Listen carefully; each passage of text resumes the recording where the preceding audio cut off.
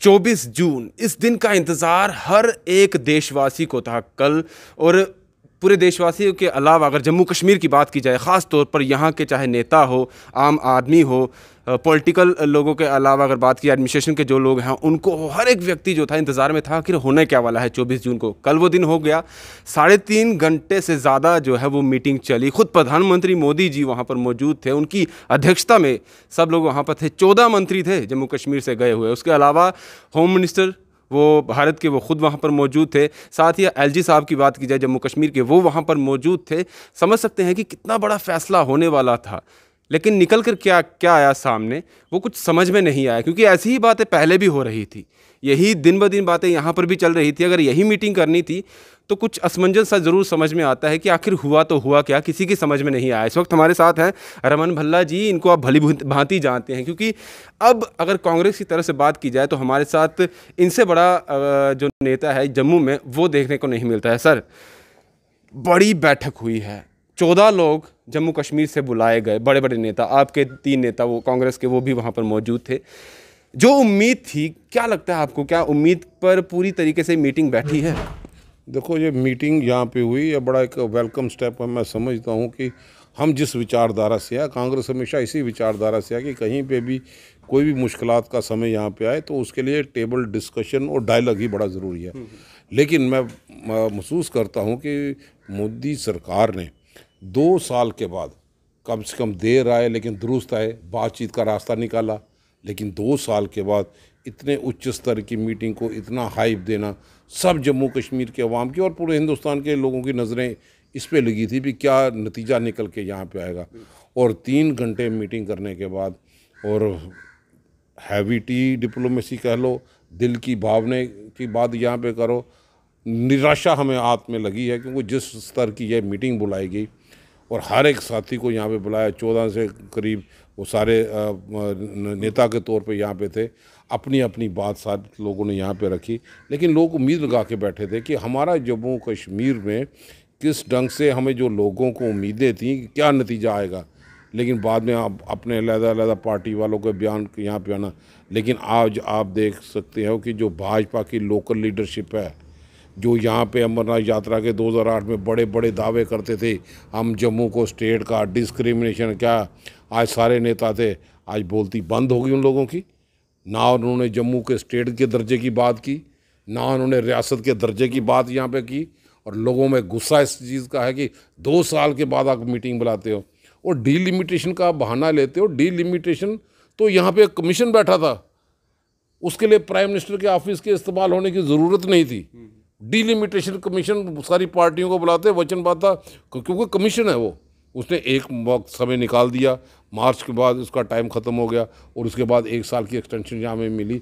जो चीज़ delimitation commission कर सकता था और प्राइम मिनिस्टर, होम मिनिस्टर की प्रेजेंस में वो मुद्दों को फिर दोबारा उभारना, मैं समझता हूँ कि जम्मू कश्मीर के अवाम के साथ जिस मुद्दे को लेके लोग तड़प यहाँ पे रहे हैं कि हमें अपना रियासत का दर्जा वापस दे दो, बगैर किसी बात के, हम सब लोग इस परेशानी के आज़म से गुजर रहे हैं।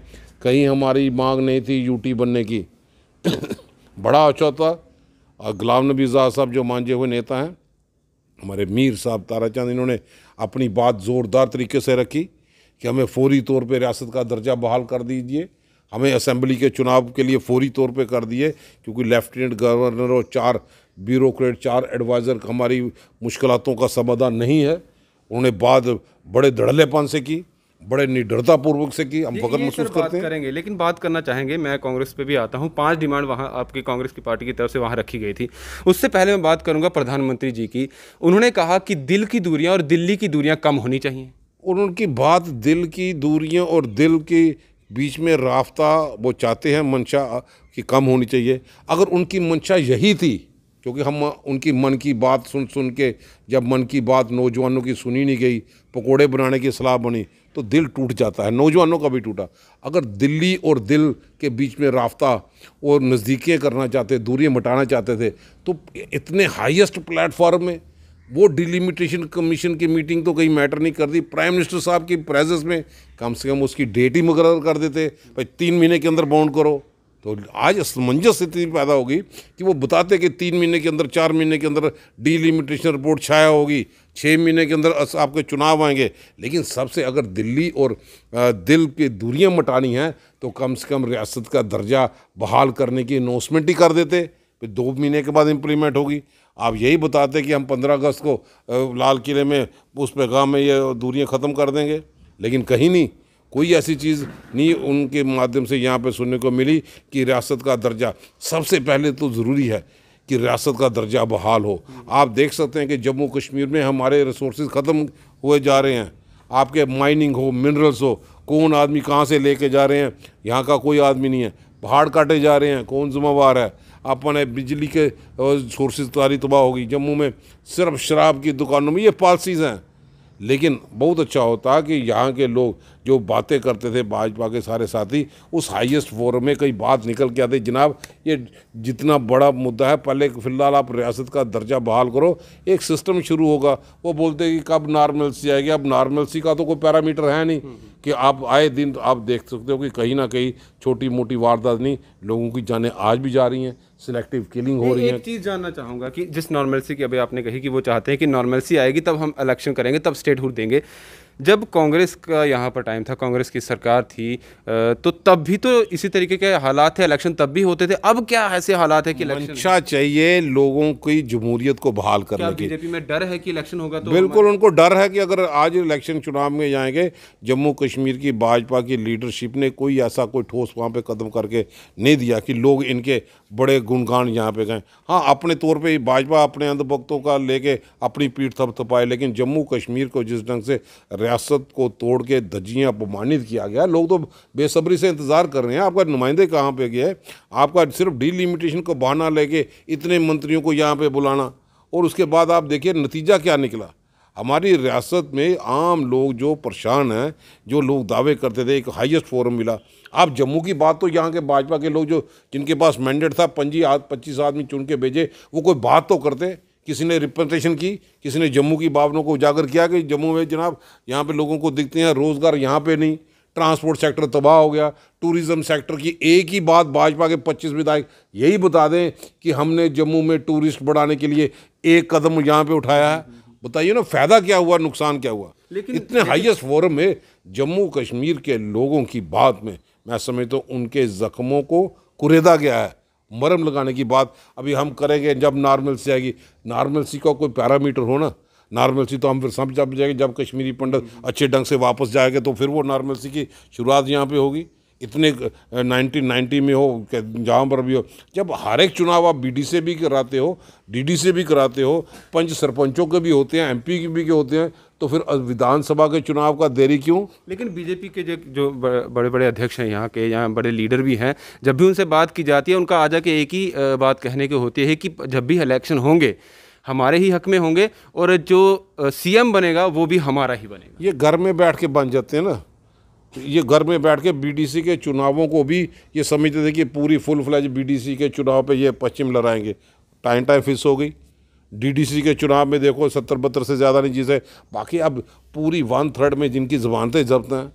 हमारा तो क्या, अगर आप विपक्ष को बिल्कुल बंद करते हो, विपक्ष को नज़रबंद करते हो, विपक्ष की सिक्योरिटी विड्रा करते हो, खुद पूरी लग्जरियस लाइफ में सरकारी बंगलों में बैठ के राजनीति करते हो और लोगों को बेवकूफ़ बनाते हो और गुमराह करते हो। यानी कि आज भी आपको ऐसा लगता है कि अगर मैं बाहर आके प्रोटेस्ट करता हूँ या बात रखता हूँ, मुझे नजर बंद कर दिया जाएगा? हमें कोई जितना जो ये करना चाहते थे इन्होंने कर लिया। हम अग्रेसिव लीडरशिप बताएंगे, जम्मू कश्मीर के अवाम की बेहतरी के लिए कदम उठाएंगे, जो इन लोगों ने करना है कर ले। हम जम्मू कश्मीर के नौजवानों के रोज़गार की प्रोटेक्शन की डिमांड करते हैं, ये कौन सा गुनाह है? जम्मू कश्मीर के लोगों की प्रॉपर्टी की प्रोटेक्शन की मांग करते हैं, ये कौन सा गुनाह है? ये तो कॉन्स्टिट्यूशन में दिया था। हम तो अपनी रियासत का दर्जा बहाल करने की बात करते हैं।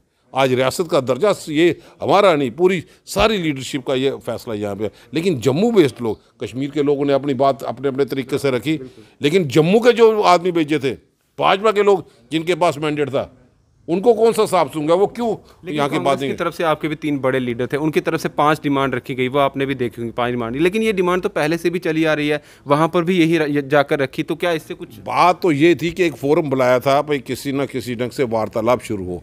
अब सिर्फ वार्तालाप, एक ही वार्तालाप से कुछ नहीं होगा जब तक कि आप छोटे छोटे एथनिक ग्रुप को शामिल ना करें।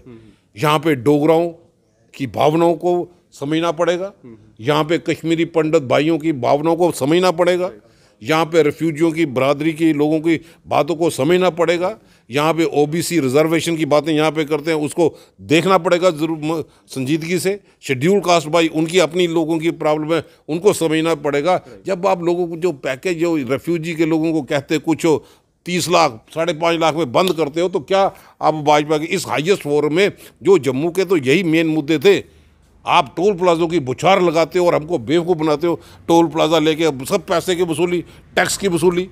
अब जम्मू कश्मीर में यहाँ पे कोई इकोनॉमिक पैकेज नहीं, लोग बुरी हालत से गुजर रहे हैं कोरोना के बाद भी। अब इतने बड़े फोरम पे कोई ना कोई ढंग बात करे, कहीं उस प्राइम मिनिस्टर साहब की उस प्लेटफार्म का फ़ायदा लेते हुए प्राइम मिनिस्टर साहब ही घोषणा करते देते भाई हम 6 महीने के अंदर स्टेट का दर्जा देंगे। बात तो दिल्ली और दिल से दूरियां तभी ख़त्म होगी जब पहला गेट रियासत का दर्जा बहाली का होगा। सर अक्सर ये देखा जाता है कि जो सत्ता में होते हैं वो तभी सही तरीके से काम कर पाते हैं जब अपोजिशन में स्ट्रांग लीडरशिप हो, वो अपनी बात रखना जानते हो, और सरकार जो सत्ता में हो उन्हें उंगली दिखाना जानते हो। लेकिन आज के टाइम में बात, क्योंकि जब आपकी सरकार थी, कांग्रेस की सरकार थी, तो बीजेपी वाले हो हल्ला बहुत अच्छा तरीके से करते थे, बहुत अच्छे तरीके से उनकी मैनेजमेंट चलती थी कि आपको दिखाना है, आईना दिखाना है। लेकिन कांग्रेस की तरफ से ये दिखता ही नहीं है, क्योंकि आप ये आम जनता कहती है कि आप लोग बिखरे बिखरे दिखते हो। कांग्रेस यूनाइटेड फेस है। कांग्रेस ने देखो पेट्रोल और डीजल की कीमतों में 45% प्रदर्शन किया, हर एक जगह पे 1000 से ज़्यादा रैली यहाँ पे की, आज भी प्रदर्शन जारी है। अब गूंगे बहरी सरकारों को जगाने के लिए ये बताने की ज़रूरत है, जनाब आपने पेट्रोल और डीजल का आंकड़ा 100 पार कर गया, पूरी दुनिया जानती है। अब वाह इतने लाखों करोड़ रुपया आप पेट्रोलियम प्रोडक्ट से कमाई करके भी लेते हो, और कोरोना वायरस से जो परिवार मर जाता है उसको 4 लाख की बातें कहते हो और सुप्रीम कोर्ट में हल्फनामा देते हो कि हम दे नहीं सकते। उस परिवार का क्या होगा? क्योंकि वो आपकी मिसमैनेजमेंट के कारण मरा, आपके ऑक्सीजन की कमी के कारण मरा, आपके वेंटिलेटर ना होने के कारण मरा, आपके बेड अवेलेबल ना होने के मरा, वो घर में दम तोड़ गया। कौन जिम्मेवार है? इस फोरम का फ़ायदा बहुत अच्छा होता। बात हम अच्छी करते कि ये इन्होंने कम से कम उस कांग्रेस की सोच को बढ़ाने के लिए एक कदम उठाया।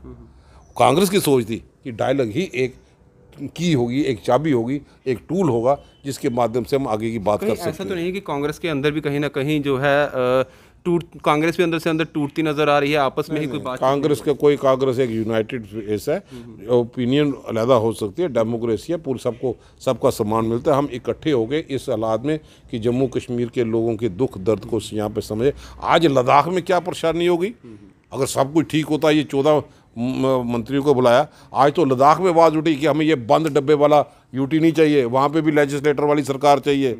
तो बताओ, जिनके लिए ये कायदा कानून बनाते हैं, लद्दाख भी दुखी, जम्मू कश्मीर भी दुखी, तो बनाया किसके लिए? ये भाजपा जवाब दे। अगर जल्दी ही इलेक्शन हो जाता है, डिलिमिनेशन होती है, इलेक्शन होता है, तो क्या कांग्रेस पूरी तरीके से तैयार है? कांग्रेस तो हर चुनाव के लिए तैयार यहाँ पे रहती है, कभी कांग्रेस चुनाव से भागी नहीं। कांग्रेस इस डेमोक्रेटिक प्रोसेस पे विश्वास रखती है। जो भी लोग होंगे, लोग अपना फैसला यहाँ पे कर पाएंगे, लेकिन उसके लिए तैयारी सरकार को भी चाहिए। पक्ष विपक्ष की राजनीति इलेक्शन छोड़ दे, और मैं समझता हूँ ये एक रास्ता यहाँ पे बनेगा। सबसे पहले ज़रूरी, आज भी मैं कहता हूँ कि दिल्ली वालों को भी समझना पड़ेगा कि सबसे पहले रियासत का दर्जा बहाल करने में कौन सी दिक्कत यहाँ पे है। आपने डिलिमिटेशन अनाउंस करके असम में विड्रा कर ली कि लोग चुने हुए नुमाइंदे चुने, ये असेंबली तय करेगी। असेंबली में पब्लिक डोमेन में आने दो। क्या क्या लोगों ने किया? हमारी रियासत टूरिस्ट रियासत है। हमारे रियासत के आवाम को अगर कोई फीडबैक मिलती है, पीछे ताकत मिलती है, इकनॉमिकली मजबूती मिलती है, कि परिवार का पेट भर पड़े, तो वो है टूरिस्ट। आपने टूरिस्ट में यात्राएं बंद कर देते हो। आप बताओ, तीसरी बार अब भाजपा ने अमरनाथ यात्रा बंद दी। ये सवाल था ना मोदी साहब के पूछते, किस बुनियाद पे आपने हिंदुओं के आस्था के साथ खिलवाड़ किया? सर ये तो उनका कहना है कि वायरस काफ़ी ज़्यादा भी वायरस, वैष्णो देवी भी यात्रा चल रही है, हर जगह पे वहाँ पे चल रहा है। आप ये नहीं हम कहते, आप पूरे नाम्स को फॉलो करो, 10 दिन रहो, लेकिन एक सिस्टम चले। आप तो 3 इस बार भी कर दी, उससे पिछले बार भी कर दी, उससे पिछले बार भी कर दी। भाजपा से जब सत्ता में यहाँ पे है तो फुल फ्लैज यात्रा कहीं पे कर नहीं पाई। तो उन लोगों को इमोशनली, मैं समझता हूँ, लोगों को ठेस यहाँ पे पहुँची है हर मरले में। और आज के इस दौर पे जो हम उम्मीदें लगा के बैठे थे, इतने उच्च स्तर की मीटिंग, सारे चीफ मिनिस्टर पुराने, डिप्टी चीफ मिनिस्टर बैठे, लेकिन भाजपा का असली चेहरा सामने आ गया। वो प्रधानमंत्री के सामने वो जम्मू के हक की बातें नहीं कर सके। पब्लिक डोमेन में लाते ना, रिप्रेजेंट करते ना लोगों को, कि आप क्या करने वाले थे और जम्मू को किस कटघरे में खड़ा कर दिया। रोज़गार भी कहीं नहीं, कोई नया इन्वेस्टर भी यहाँ पे आप लोग नहीं भेज सके। 2 साल तो हो गए, नया इन्वेस्टर को यहाँ पे इन्वेस्ट करके ताकि जम्मू के लोगों का रोज़गार यहाँ पे मिल पाए, वो भी नहीं कहीं पे कदम उठा सके। जम्मू का टूरिस्ट डेस्टिनेशन के लिए कोई एक बता दे। 25 MLA भाजपा के हैं, MP हैं, जितेंद्र सिंह जी हैं। आप क्या दूलस्ती में, बसोली में वाटर स्पोर्ट्स का कार्यक्रम एक अच्छा सा टूरिज्म स्पॉट बना सके? जम्मू में हम लोगों ने जो जितना बना सकते थे, हमने टूरिस्ट डेवलपमेंट अथॉरिटी बनाई। बाबा चामलाल हो, सिद्ध गौरिया हो, GD का मेला हो, इस जगह टूरिज्म एक उसका इंफ्रास्ट्रक्चर खड़ा किया। आगे बढ़ाने की ज़रूरत थी। आज इस रंग से इस इंफ्रास्ट्रक्चर को और तेज़ी से हम लोग कर पाए। उम्मीद करते हैं कि ये सरकार की तरफ से जो उम्मीदें थी कल की मीटिंग में, उसमें निराशा ही हाथ लगी है। आखिर में जाते जाते कल से तो निराशा हाथ लगी, आपको लगता है इस तरह की फिर मीटिंग होगी, फिर यही बातचीत होगी, कांग्रेस फिर वहाँ पे जाएगी, फिर ये ऐसा ही सुनना पड़ेगा? कांग्रेस तो विपक्ष की बातें अपनी तौर पे अपनी मांग ठीक ठोक के रख दी है।